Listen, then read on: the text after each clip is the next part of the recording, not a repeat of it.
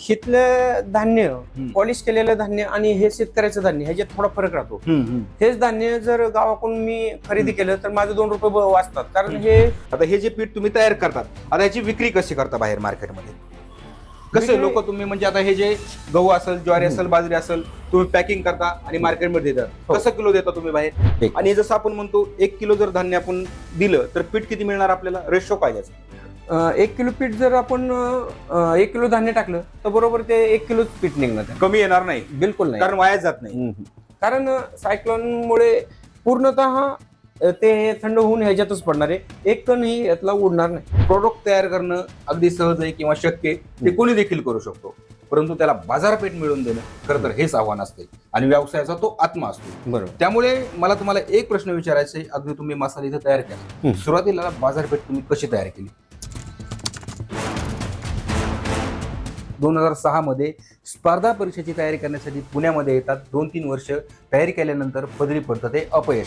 परंतु गावाकडले विद्यार्थी जेव्हा पुण्यामध्ये येतात त्यांना एक असं की आपण गावाकडे काहीतरी घेऊन गेलं पाहिजे.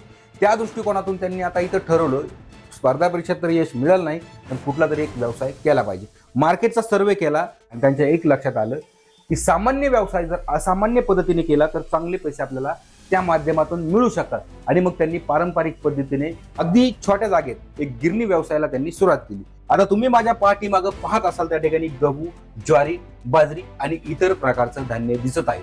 तुम्ही म्हणणार आता हे तर धान्य सर्व ठिकाणी दिसत, यात वेगळे पण काय?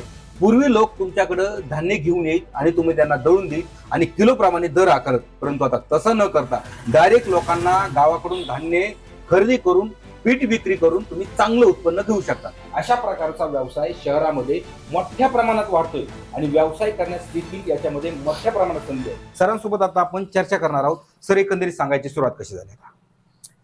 सुरुवात करताना सुरुवातीला मी शहरामध्ये आलो 2006 ला. शहरात आल्यानंतर मी स्पर्धा परीक्षांचा अभ्यास करत होतो. अभ्यास करता करता मला 2-3 वेळा अपयश आलं. अपयश आल्यानंतर मी ते ठिकाणी थांबलो आणि काहीतरी नवीन करायच्या या उद्देशाने मी एक व्यवसायामध्ये उतरण्याचं ठरवलं. आणि व्यवसाय कुठला करावा तर एक मार्केटचा सर्वे केला आणि सर्वे मध्ये मला असं जाणवलं की दैनंदिन जीवनामध्ये आपल्याला अन्नधान्य, पीठ, मसाले याची गरज आपल्याला भासत असते. तर मी एक छोटीशी गिरण घेऊन 2006 पासून स्टार्ट केला. बरं, आता हे तुम्ही 2006 पासून स्टार्ट केलं. हा सर कॉमन व्यवसाय का? हा व्यवसाय बायका करतात, पण तुम्ही या व्यवसायात आला, याच्या कारण काय? कारण वाढते लोकसंख्या, शहरीकरण, छोटे छोटे फ्लॅट आहेत, महिलांना वेळ नसतो. त्याच्यामुळं त्यांच्या ज्या गरजा भागवण्यासाठी आपल्याला काहीतरी छोटा व्यवसाय करून त्याच्यामधून त्यांचे जे ऑनलाईन सिस्टीमने आपण त्यांना अन्नधान्य पुरवलं जाईल ह्या अशा पद्धतीने आपण एक त्यांना संधी उपलब्ध करून दिली. त्यातनं बी त्यांना त्यांच्या वेळेची बचत आणि त्यांना वेळेनुसार दळलेलं धान्य, पीठ, मसाले आणि मला पण त्यातनं 2 रुपये कमाई मिळेल ह्या उद्देशाने मी त्यांना उपलब्ध करून दिला हा व्यवसाय. बरोबर आहे. आता इथं जर पाहिलं तर पाठीमागं माझ्या धान्य दिसेल. आता हे धान्य तुम्ही कसं देता सर लोकांना? मी डायरेक्ट पीठ बनवून देतो त्याचं. ते कसं देता नेमकं? ते मी 45 रुपये किलो, 40 रुपये किलो जसं धान्य आहे त्या पद्धतीने मी त्यांना देतो. ज्वारीचा असेल, बाजरी असेल, गहू असेल, तशा पद्धतीने देतो. आता हे जर धान्य पाहिलं सर तर अगदी गावाकडील चव मला या धान्यामध्ये दिसते. तर हे गावाकडून आणण्यामागचं तुमचं कारण काय? तुम्ही विकत पण घेऊ शकता. कारण हिथलं धान्य पॉलिश केलेलं धान्य आणि हे शेतकऱ्याचं धान्य ह्याच्यात थोडा फरक राहतो.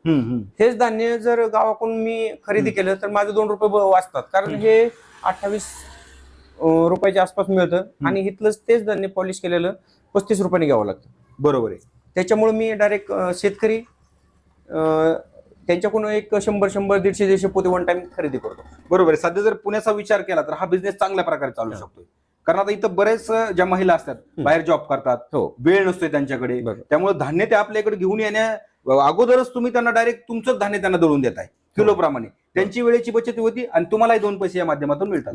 परंतु आता जर एक विचार केला तर सर आपण गावाकडील गिरण्या असतात किंवा पारंपरिक पद्धतीच्या जर आपण गिरण्या पाहिल्या तर सगळीकडे तुम्हाला पीठच पीठ पाहायला मिळतं. बरोबर. म्हणजे अगदी तशा प्रकारचं मला इथं कुठंच काही पाहायला मिळत नाही. अगदी चकाचक तुमचं युनिटी तुम्हाला पाहायला मिळतंय. काय सर, कशामुळे नेमकं? याच्यामध्ये फायदा असा आहे की ते साध्या गिरणीवरती काय होतं, पीठ जास्त उडतं. ते उडल्यामुळं येणाऱ्या लोकांना बी त्रास, दळणाऱ्याला बी त्रास आणि या शहरामध्ये शेजारी पाजारांना बी त्रास. त्यामुळं ही गिरण त्या दगडाच्या गिरणीपेक्षा महत्वाची. नाही, हे जर महत्वाचं झालं, अगदी तुम्ही सुरुवातीला जेव्हा हा व्यवसाय सुरू केला तर तुम्हाला कशा प्रकारचा अनुभव आला इथं ती गिरणी चालवत असताना? काय व्हायचं की त्याच्यात वेस्टेज भरपूर जायचं, साफसफाई भरपूर करायची, टाके मारायचे, त्या पद्धतीने त्रास जास्त व्हायचा त्याच्यामध्ये. तसं ह्याच्यामध्ये त्याला मेंटेनन्स जास्त असायचं, ह्याला मेंटेनन्स बिलकुल काय नाही. गिरणी व्यवसाय म्हटलं तर धूळ तर येणारच. अगदी गावाकडे जर तुम्ही पाहिलं त्याच्यामध्ये दळण आपण कमी दळतो आणि पीठच बाहेर जास्त बाहेर. त्याच्यामध्ये काय होतं की तुम्हाला शोषणाचे आजार होतात किंवा बाहेरच्या व्यक्तीला त्रास होतो आणि तुम्ही ज्या ठिकाणी ते दळण दळतात ती पूर्ण खोली पिठाने भरलेली असते. आता इथं पाहिलं आपल्याला तर चकाचक दिसतंय. त्याचं कारण आहे की आता तुम्ही माझ्या पाठीमागे इथं पाहू शकतात की ॲटोमाइज कंपनीने दिलेली एक ॲटोमोड सिस्टमवर चालणारी एक अत्याधुनिक अशी गिरणी. या गिरणीमध्ये जर तुम्ही दळण जर टाकलं, अगदी ज्वारी असेल, बाजरी असेल, गहू असेल, एकदा जर तुम्ही याच्यामध्ये जर टाकलं तर अगदी दळून तुम्हाला बाहेर येणार आहे आणि अगदी धुळीचा एक देखील कण बाहेर येणार नाही. त्याचं कारण आपण सरांना विचारू की काय सर याचं कशामुळे ते धुळीचा एक देखील कण बाहेर येत नाही? कारण दळताना ह्याची सिस्टीम अशी आहे की ह्या मशीन मध्ये आपण काय करतो, ज्यावेळेस धान्य टाकतो एकदम सिंपल पद्धतीने ग्राइंड करून सायक्लोनद्वारे आपल्याला खाली सोडलं जातं, परंतु त्यामध्ये पूर्णतः ग्राइंड करताना डस्ट उडले जाते. त्याच्यामुळे त्याचं फुफ्फुसाचे आजार होणे किंवा इतर लोकांच्या तक्रारी त्याच्या आणि कस्टमर बी आतमध्ये धान्य दळायला दिल्यानंतर येऊ शकत नाहीत, नाही का, अशा पद्धतीचा प्रॉब्लेम होत असतो. त्याच्यामुळे मी हे गिरणी 2022 मध्ये आणले आणि 22 मध्ये आणल्यानंतर मी हे प्रत्यक्षात वापरून बघितलं तर खरोखरच माहिती कशी मिळाली गिरणीची? मी असंच लॉकडाऊनच्या वेळेस आहे ना सर्च केलं तर मला ऑटोमाइज कमी रेटमध्ये आणि चांगल्या क्वालिटीचे सर्व्हिस मिळणारी कंपनी असं एक जणाकडून मला समजलं की बाबा असं आहे. म्हणून मी सर्च केल्यानंतर खरोखरच ते मशीन कमी भांडवलामध्ये चांगलं प्रोडक्शन आणि चांगली क्वालिटी देणारे मशीन आहे. मग ॲटोमाइज कंपनीचं. आता मला एक सांगा, जर इतर गिरणीप्रमाणे ज्याला आपण दगडी जात असतोय त्या गिरणीमध्ये पण आपल्याला एक दळण टाकण्यासाठी एक जागा असते, त्याचप्रमाणे आता इथे एक जागा आहे पीठ टाकण्यासाठी किंवा धान्य टाकण्यासाठी. आता इथून टाकल्यानंतर याची पूर्ण प्रक्रिया मला समजून सांगा, अगदी पीठ बाहेर येण्यापर्यंत. आता धान्य दळायचे त्या गिरणीपेक्षा ह्याचे फायदे कसे आहेत, पुढं आपण ह्या साईडने पाठीमागच्या साईडने आपण धान्य दळू शकतो आणि पुढच्या साईडने आपण होपर लावून मसाले ग्राइंड करू शकतो. 2 in 1 मशीन. जर आपल्याला इथून धान्य टाकलं त्याच्यानंतर हे चेंबर मध्ये येणार, चेंबर मध्ये आल्यानंतर ग्राइंड होणार आणि ते एअरलॉकद्वारे. किती चेंबर आहेत सर याला? 2 चेंबर असतात. 2 चेंबर. हो. त्या 2 चेंबरचा काय फायदा होतो? 2 चेंबर मध्ये पाठीमागच्या चेंबर मध्ये 50% पिसलं जातं आणि पुढच्या चेंबर मध्ये 50. अशा पद्धतीने फाईन क्वालिटीचा आटा आपल्याला इथं दळला जातो. आता या पाईपच्या माध्यमातून किंवा सायक्लोनच्या माध्यमातून पुणे इकडे आणलं जातं. हो, आणि इथं थंड केला जातो आणि थंड केलं जातं. म्हणजे इथं फॅन ठेवलाय यांनी. काय याच्यामध्ये? याच्यामध्ये डस्ट कलेक्टर आहे आणि ह्याला जे हे म्हणतात काय, डस्ट सायक्लोन म्हणतात ह्याला. अच्छा, सायक्लोन मध्ये थंड केला जातो आणि तो आपल्याला खाली सोडला जातो इथे करून खाली इथं पीठ. याला डस्ट कलेक्टर म्हणतात. डस्ट कलेक्टर म्हणजे जे मोठे मोठे जे कण आहेत ते इकडे जमा होतात. नाही, एकदम स्मॉल पार्टिकल, नॉर्मली बारीक कण उडतात, त्यासाठी जे उडतात कण ते इथे जमा होतात. त्याच्यानंतर तुम्हाला काय सांगता येईल ह्याच्यामध्ये कुठल्याही प्रकारचा मेंटेनन्स नाही. जसं आपण त्याला प्रत्येक दिवस आपल्याला ते ठसे द्यावं लागतात, तो काय प्रकार असतो? ते काय होतं, जुने गिरणीवरती आपण काही किलो धान्य भरडलं, 100 किलो, 200 किलो, 1000 किलो, ते त्याला ते धान्य पूर्ण टाक मारल्याशिवाय परत ते चालत नाही. ह्याला बिलकुल नाही. कारण ह्याच्यावरती फक्त आपल्याला बारीक साईज कुठली 0 नंबर, 1 नंबर, 1.5, 2 त्यानुसार जाडी टाकायची, हवं तसं पीठ आपल्याला. बरं, दिवसाची कॅपॅसिटी किती याची? आता हे 5 HP ची मशीन आहे. हे एका तासाला 40 ते 50 किलो अवरेज देतं. एका तासाला 40 ते 50 किलो पर्यंत निघू शकतो. धान्य की पीठ? पीठ 50 किलो. 50 किलो पीठ आपल्याला एका तासात निघणार. आणि जसं आपण म्हणतो 1 किलो जर धान्य आपण दिलं तर पीठ किती मिळणार आपल्याला? रेशो काय त्याचा? 1 किलो पीठ जर आपण 1 किलो धान्य टाकलं तर बरोबर ते 1 किलोच पीठ निघणार. कमी येणार नाही? बिलकुल नाही, कारण वाया जात नाही. कारण सायक्लोनमुळे पूर्णतः ते थंड होऊन ह्याच्यातच पडणार आहे, एक कणही यातला उडणार नाही. बरं, आता हे जे पीठ तुम्ही तयार करतात, आता याची विक्री कशी करता बाहेर मार्केटमध्ये? कसं लोक तुम्ही म्हणजे आता हे जे गहू असेल, ज्वारी असेल, बाजरी असेल, तुम्ही पॅकिंग करता आणि मार्केटमध्ये देता, कसं किलो देता तुम्ही बाहेर? बाहेर 40 रुपये, 45 रुपये, 50 रुपये बाजरी असेल तर 40, गहू असेल 45, ज्वारी असेल 50 रुपये. अशा पद्धतीने मी जसं कस्टमरची ऑर्डर आहे तसं 1-1 किलो, 2-2 किलो, 5-5 किलो पर्यंत किंवा गोणी जसं लागेल तसं मी त्यांना उपलब्ध करून देतो. साधारण दिवसाचं किती किलो पीठ देता सर तुम्ही? दिवसाचं नाही म्हणलं तरी माझं आता त्याचं एक 200च्या आसपास जातं माझं इथं लोकल. आणि माझ्या बाहेरच्या ऑर्डर जे राहतात ते काढलं ते वेगळं राहतं. म्हणजे कमीत कमी एक 300 किलोच्या आसपास पकडून जातात. 300 किलो. हे कुठं पुण्याच्या परिसरात विकता का? पुण्याच्या परिसरामध्ये.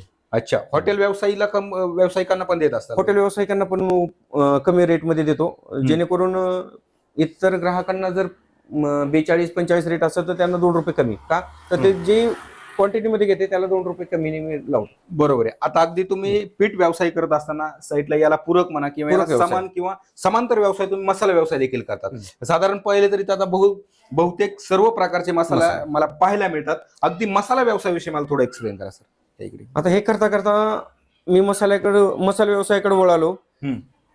नंतर मी मसाल्याची पण एक त्यावेळेस मशीन घ्यायचं ठरवलं की बाबा ह्याच्या धान्याबरोबर आपण मसाले पण सेल करू शकतो. त्यामुळं मी दोन्ही मशीनी निवडल्या, एक धान्यासाठी आणि एक आट्यासाठी. आता सेम मशीन दिसत मला.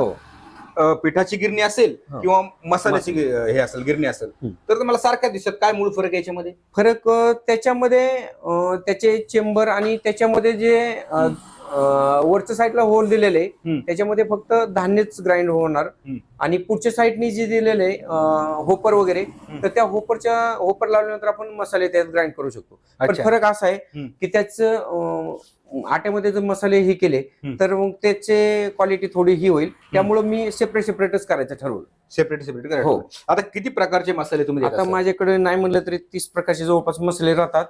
त्याच्यामध्ये सांबर मसाला असेल, मिसळ मसाला असेल, येसूर मसाला असेल, गरम मसाला असेल, हळद पावडर असेल, धना पावडर असेल, नंतर हे कोल्हापुरी पद्धतीचे मसाले असतील, मिरची पावडर असेल, तिखट बॅडगी मिरची पावडर असेल, शंकेश्वरी असेल, ह्या पद्धतीचे मी मसाले बनवून बाहेर विकताय? हो, बाहेर. यासाठी जी मिरची लागते ती कुठली आणतात? मी 4-5 प्रकारच्या मिरच्या वापरतो. एक लवंगी वापरतो कारण आमच्याकडे जरा तिखट जास्त लागतं त्यामुळे लवंगी, नंतर शंकेश्वरी, बॅडगी आणि गुंटूर अशा 2-4 प्रकारच्या मिरच्या राहतात. आता कुठल्या मसाल्याला सर्वात जास्त मागणी आहे सर? माझे व्हेज नॉन व्हेजचे जे मसाले आहेत ह्या मसाल्यांमध्ये चव चांगली राहते, त्याच्यामुळं मसाले चांगले जातात माझे. बरोबर आहे. आता जर मार्केटचा जर विचार केला किंवा बाजारपेठेचा जर विचार केला तर अनेक नामांकित कंपनीचे मसाले तुम्हाला पाहायला मिळतात. अगदी तुमचं इथं ब्रँडिंग नाहीये, तुम्ही या बकेटमध्ये असतील तर सर्व प्रकारचे मसाले ठेवलेले आहेत. तर तुम्ही काय वेगळे पण जपले सर तुमच्या मसाल्यामध्ये? ब्रँड हा कुणी म्हणल्याने होत नसतो. ब्रँड हा आपल्या चवीच्या गुणवत्तेमुळे ब्रँड तयार होत असतो. तर आपण पारंपरिक पद्धतीने गावाकडे आई मसाले करायचे त्याच्या हिशोबाने आपण ह्याच्यामध्ये वळालो आणि ह्या पद्धतीने आपण मसाले लोकांना उपलब्ध करून द्यायला लागलो. मसाले दळत असताना गावाकडं आपण कशा पद्धतीने दळतो आणि तुम्ही तर कशा पद्धतीने दळतात मला ते सांगा. डंक्यावरती दळण्याची पद्धत एक ह्याच्यामध्ये फायदा तोटा कसं आहे. आता समजा डंक्यामध्ये तुम्ही इतर मार्केटमधून मटेरियल आणलं, त्या मटेरियलमध्ये खडे असतील, तुमचे लोखंडाचे कण असतील, ते तुम्हाला ज्यावेळेस हे मशीन वापर करताल त्यावेळेस समजणार की रॉ मटेरियल मध्ये काय कचरा येतो आणि ह्या मशीन मध्ये तो वेगळा करायची सिस्टीम एक त्यांनी दिलेली. म्हणजे ऑटोमॅटिक वेगळं होणार? हा, ऑटोमॅटिक. याच्यामध्ये चुंबक असतं, ते चुंबकामुळे तुमच्यामध्ये जे लोखंडाचे पार्टिकल बारीक बारीक येतात ना ते इथं खिचून पकडले जातात आणि ते पूर्ण ग्राइंड जरी झालं म्हणजे जेव्हा तुम्ही मिरच्या सोडणार किंवा इतर प्रकारचे काही मसाले तोडणार त्याच्यामधला जो कचरा असेल, खडे असेल, ते अगदी बाहेर केले जातात. हो, ते बाहेर केले जातील आणि इथं जे तुमचे लोखंड येणारे खिळे असतील, बारीक कण असतील, ते येतातच. तर ते इथं आपल्या मशीन मध्ये पकडून ठेवले जातात. अच्छा. आणि फक्त जे महत्वाच्या मिरच्या असतील तेच खाली सोडले. आता खाली मिरच्या आल्यानंतर याचं वैशिष्ट्य सांगा कशा प्रकारे? हे सगळ्यात महत्वाचं आहे. त्याचे लोखंडाचं प्रमाण जे आहे ते हे करून ठेवण्याचा, साठवण्याचा किंवा कॅच करण्याचा. पुढे आता घ्या खाली काय. याच्यानंतर हे मसाले इथून मिरची इथून खाली आल्यानंतर याच्यात आपल्या चेंबर मध्ये बारीक केले जाते आणि बारीक केल्याच्या नंतर ह्या पाईप थोडे सायक्लोन मध्ये थंड होणार मिरची. हो, आणि मसाले थंड येणार. हो, हे सायक्लॉन मध्ये येणार, थंड होऊन आपल्याला या ठिकाणी खाली सोडलं खाली जाणार. डायरेक्ट कलेक्ट करणार. हो, आणि नॉर्मल जी ठसका येणारा वास आहे तो डस्ट कलेक्टर मधून तो त्या इथं बाहेर साईडला येणार. बाहेर येणार. आता याच्यामध्ये साईज जी असते मसाल्याची किती येते, किती प्रमाणात आपल्याला हवी आता- तशी घेता येते कशी? 8 प्रकारची आपण साईज देऊ शकतो लोकांना, जसं लोकांना पाहिजे तसं 0 नंबर पासून 8 नंबर पर्यंत. साधारण मसाल्याची साईज किती असते? साधारण आता ह्या मी 2-3 नंबर 4 नंबर जाळी वापरून या पद्धतीने छोटा मसाला करतो. 3 नंबर 4 नंबर जसे लोकांची रिक्वायरमेंट, आता जसं लोकांना बारीक, काहींना मोठा लागतो, काहींना बारीक लागतो, त्या पद्धतीने आपल्याला तो मसाला उपलब्ध करून द्यावा लागतो. उपलब्ध करून देता येतो. हो. एक महत्वाचा प्रश्न आहे सर, प्रोडक्ट तयार करणं अगदी सहज आहे किंवा शक्य आहे, ते कोणी देखील करू शकतो, परंतु त्याला बाजारपेठ मिळवून देणं खरं तर हेच आव्हान असते आणि व्यवसायाचा तो आत्मा असतोय. बरोबर. त्यामुळे मला तुम्हाला एक प्रश्न विचारायचा आहे, अगदी तुम्ही मसाला इथं तयार केला, सुरुवातीला बाजारपेठ तुम्ही कशी तयार केली? तेच पुन्हा की अनेक नामांकित कंपनीचे ब्रँड असताना तुम्ही अगदी तुमच्या या मसाल्याला बाजारपेठ निर्माण करून कशी दिली सर? कसं इतर मसाल्यांचे रेट वेगवेगळे आहेत. तर ते लोक हॉटेल व्यावसायिकांना, मेसवाल्यांना किंवा इतर व्यावसायिकांना, गृहिणींना परवडत नाही. मग ते आपण आपल्या मसाल्यांचे रेट इतरांपेक्षा एक 50 रुपये 100 रुपये किलोने कमी ठेवलेत आणि क्वालिटी ठेवलेली. अगदी बाजारपेठ कशी तयार करायची? बाजारपेठ तुमच्या गुणवत्तेवर किंवा तुमच्या क्वालिटीवर तयार होत असते, ना की तुम्ही त्याचं किती ब्रँडिंग केलंय किंवा तुम्ही कशा पद्धतीने विक्री करतात त्यावर तुमची कधीच बाजारपेठ नसतात. तुम्ही अगदी सुरुवातीला स्थानिक बाजारपेठ कव्हर करू शकतात, आजूबाजूच्या परिसरात देऊ शकतात आणि दिल्यानंतर त्यांचे जे रिव्ह्यू येतात त्यानंतर तर खरा व्यवसाय तुमचा वाढत असतोय. त्याच प्रकारचं उदाहरण आपल्याला आता अगदी अतुल सरांकडून पाहायला मिळतंय.